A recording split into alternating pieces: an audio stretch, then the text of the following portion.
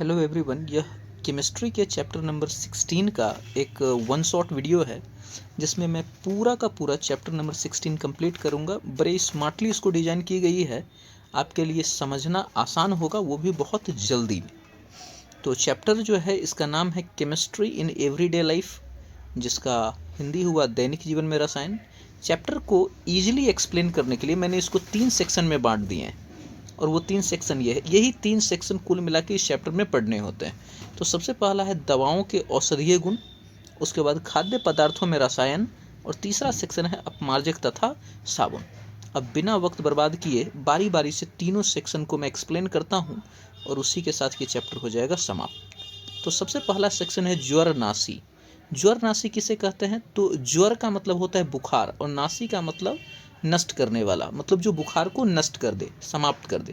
तो ये शरीर के ताप को कम करने के लिए जो है प्रयोग में ली जाती है, जैसे एस्पिरिन, पैरासीटामोल, ये बड़ा फेमस नाम है पैरासीटामोल।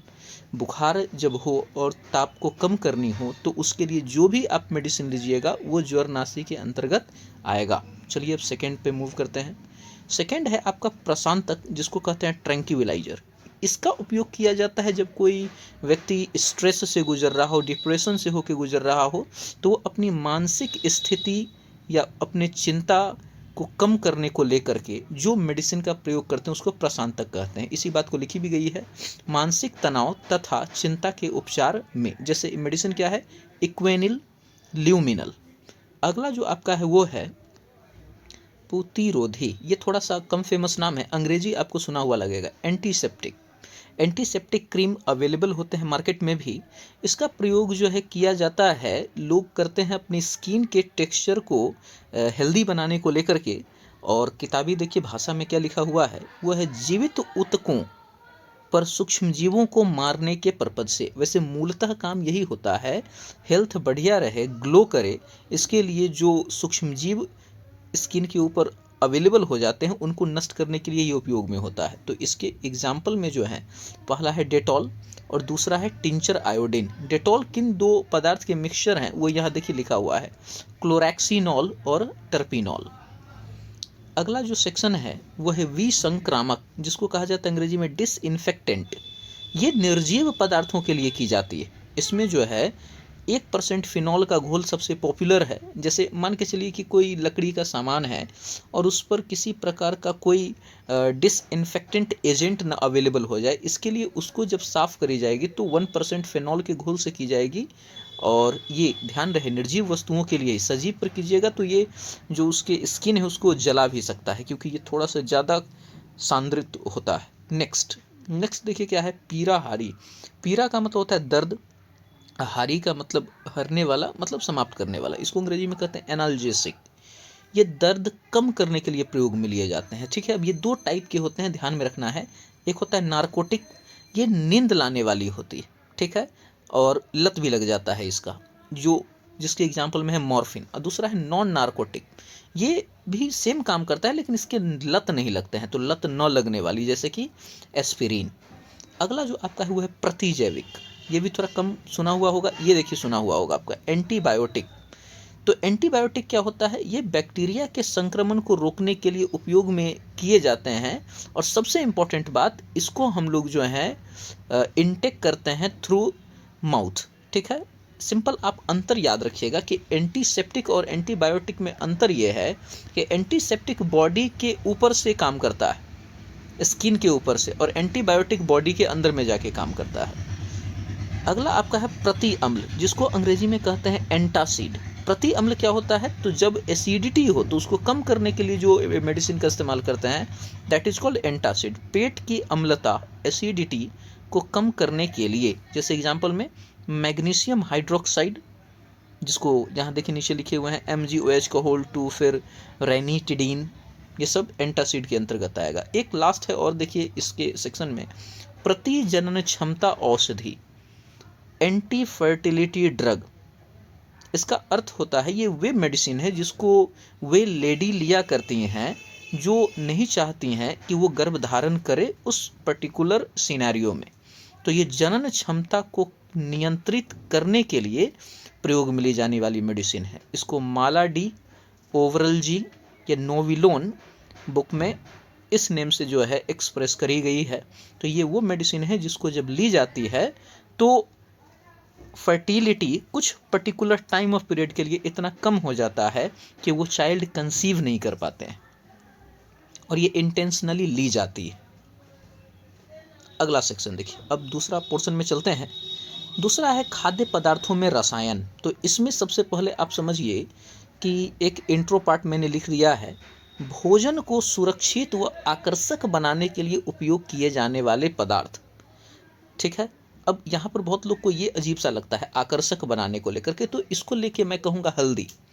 बहुत बार हल्दी का प्रयोग लोग भोजन में इसलिए नहीं करते हैं क्योंकि उसकी आवश्यकता कोई टेक्सचर डेवलप करने को लेकर होती है। बहुत बार लोग इसलिए भी कर देते हैं क्योंकि उसके उपस्थिति से रंग जो है उसका ऐसा होगा जो दिखने में अट्रैक्टिव लगे।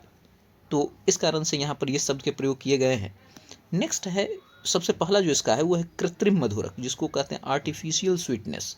इसमें कोई कैलोरी नहीं होती है। बिना कैलोरी के मिठास देने वाली जो मधुरक होती है उसे कृत्रिम मधुरक कहते हैं, जिसमें एग्जाम्पल बहुत इंपॉर्टेंट है, ये याद रखिए। जैसे पहला एस्पार्टेम, केवल ठंडे खाद्य पदार्थ में ही उपयोग किए जाते हैं। ठीक है, ये गर्म कीजिएगा इसको तो ये अस्थिर हो जाएगा, अनस्टेबल हो जाएगा। अगला है सैक्रीन।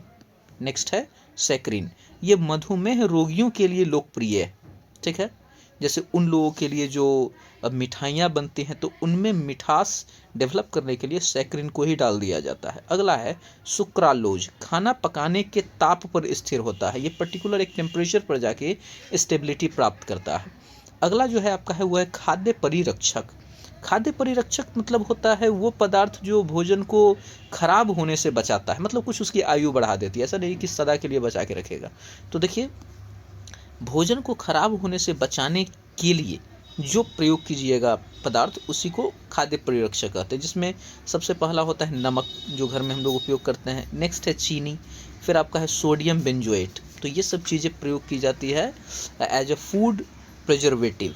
अब आते हैं last section of this chapter, और वो है आपका अपमार्जक तथा साबुन वाला सेक्शन। इसके भी इंट्रोडक्टरी पार्ट को पढ़ लीजिए।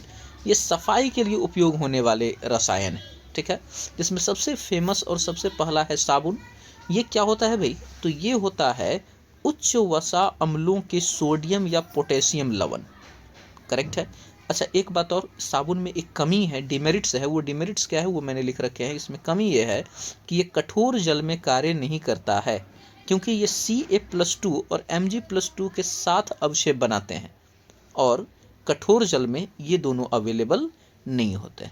ओके, अब अगला देखिए, संश्लेषित अपमार्जक, डिटर्जेंट्स जिसको कहते हैं, ये कठोर जल में भी झाग देते हैं, मतलब वो थोड़े से डेवलप्ड है, इसलिए तो संश्लेषित नाम किया गया। ठीक है, ये 3 प्रकार के होते हैं, एक रिनाइनी, एक धनाइनी और एक अनआइनी। ठीक है, तो जो रिनाइनी है, एग्जाम्पल बस याद रखिएगा, ये है सोडियम लॉरिल सल्फेट। घरेलू जो उपयोग करते हैं हम लोग, उसमें यही ज़्यादातर होता है। फिर अगला धनाइनी में जो है वो है आपका, देखिए, सेटिल ट्राईमेथिल अमोनियम ब्रोमाइड। ये हेयर कंडीशनर में प्रयोग होता है। फिर आपका जो तीसरा है अनायनिक, नॉन आयनिक, ये बर्तन धोने वाले जो तरल पदार्थ होते हैं उसमें नॉन आयनिक होता है। नेक्स्ट, जो नोट्स में ये कुछ सेक्शन में अलग से करवा दे रहा हूँ, जो बताना ज़रूरी था और एग्ज़ाम के लिए भी इम्पॉर्टेंट है। तो ये तो खैर मैं औषधि का डिफिनीशन ऐसे ही लिख दिया हूँ ताकि आपको पता रहे कि औषधि वास्तव में होता क्या है। तो औषधि जो है ये ऐसे रासायनिक पदार्थ होते हैं जिनका उपयोग रोगों के उपचार के लिए किया जाता है, और उसी को औषधि कहते हैं। ठीक है, मतलब यहाँ डिफिनीशन को इस तरीके से लिखा गया कि ऐसे रासायनिक पदार्थ जिनका उपयोग रोगों के उपचार के लिए किया जाता है उसे औषधि कहते हैं। औषधि और ड्रग में कोई अंतर नहीं है, ये बात ध्यान में रखेंगे। एग्जाम में जो कुछ फेमस बातें हैं वो ये, सबसे पहला, साबुन तथा अपमार्जक में अंतर बराबर पूछ ली जाती है, तो इसको ध्यान में रखिएगा। इसमें मैंने कुछ पॉइंट्स लिख दिए हैं आपको, उस पॉइंट्स को ध्यान में रखिएगा तो आपकी परीक्षा जो है वो एकदम बिल्कुल परफेक्ट जाएगा, और लघु उत्तरीय में निश्चित रूप से क्वेश्चन नहीं छूटेंगे। ठीक है, तो देखिए जरा, एक तरफ मैंने लिख दिए हैं साबुन, दूसरे तरफ लिख दिया गया है अपमार्जक। अब इन दोनों पर बारी बारी से हम लोग बातचीत करते हैं। तो सबसे पहला जो आपका है वो है साबुन के तरफ। ये लंबी श्रृंखला वाले कार्बोक्सिलिक एसिड के सोडियम लवण होते हैं। करेक्ट बात है, ये लंबी श्रृंखला वाले कार्बोक्सिलिक एसिड के सोडियम लवण होते हैं। उसके बाद अपमार्जक के लिए देखिए, ये लंबी श्रृंखला वाले बेंजीन सल्फोनिक एसिड के सोडियम लवण होते हैं। ये दोनों अंतर हो गया इसमें। ये देखिए साबुन का दूसरा, ये कठोर जल में कार्य नहीं करते हैं, जबकि अपमार्जक कठोर जल में कार्य करते हैं। जस्ट अभी बातचीत किए थे। फिर जो इसको डेवलप की जाती है उसको लेकर अंतर देखिए, इन्हें वनस्पति तेल या जंतु वसा से बनाया जाता है, जबकि इन्हें पेट्रोलियम के हाइड्रोकार्बन से बनाया जाता है। अगला जो अंतर है, लगभग जितने भी साबुन हैं वो सब के सब जैव अपघट्य हैं, लेकिन अपमार्जक जो है इनमें सब के सब जैव अपघट्य नहीं है, केवल कुछ जैव अपघट्य हैं। अगला, साबुन जो है ये साधारण निर्मलक होते हैं, लेकिन अपमार्जक जो है ये उत्कृष्ट निर्मलक होते हैं। इनका कारण अगला पॉइंट में समझ में आ जाएगा। ये साधारण निर्मलक होते हैं, इनका जलीय विलयन क्षारीय होता है, करेक्ट, और इनका जलीय विलयन उदासीन होता है। अब सोचिए, जो उदासीन है वो तो प्रकृति से उत्कृष्ट ही होगा ना। तो ये आपका अध्याय होता है समाप्त। इस अध्याय को, अच्छा मैं एक हिंट्स आपको दे दूँ, हिंट्स नहीं, एक तरह से मेरा ये एक सजेशन रहेगा, आपको ये उतारने की आवश्यकता नहीं है, ठीक है ना। इसको आपको उतारने की आवश्यकता नहीं है, छोटा सा वीडियो है, तो आप इसको बार बार देख करके याद कर सकते हैं। एग्ज़ाम के लिए क्या इम्पोर्टेंट है, अगर मैं उस पर बात करूं तो एग्ज़ाम के लिए मैं बताऊंगा इस अध्याय से 3 सेक्शन इम्पोर्टेंट है। पहला, आप जो हैं डिफिनीशंस याद कर जाइएगा, छोटा छोटा मैंने लिखवाए हैं, उसको जो है थोड़ा लंबा चौड़ा करके लिखने का आपको तरीका पता होना चाहिए। जैसे कि अब जैसे आ जाएगा कि ज्वरनाशी किसे कहते हैं, तो आप लिखिएगा ज्वरनाशी वैसे औषधि को कहा जाता है जिसका प्रयोग शरीर के तापमान को कम करने के उद्देश्य से की जाती है। तो ऐसे करके 2-3 लाइन ट्राई कीजिएगा कि बड़ा करके लिखा जाए। तो सबसे पहला तो डिफिनीशन आपको याद रहना चाहिए। दूसरा जो है वो है एग्जाम्पल। प्रत्येक मेडिसिन का मिनिमम 2 एग्जाम्पल्स याद रखिएगा, बस 2, वैसे मैंने ट्राई किए हैं 2 ही लिखने का। और तीसरा जो है वो है साबुन की क्रिया। साबुन की जो क्रिया है ये बड़ा इंपॉर्टेंट, ये आपको याद रखना है कि साबुन कैसे वर्क करता है, ठीक है। तो ये चीज़ चूँकि सरफेस केमिस्ट्री में मैंने पढ़ा रखा है, इसलिए मैंने अगेन यहाँ रिपीट नहीं किया, तो एक बार वहाँ से रिकैप कर लीजिएगा। तो ये हुआ यह चैप्टर समाप्त।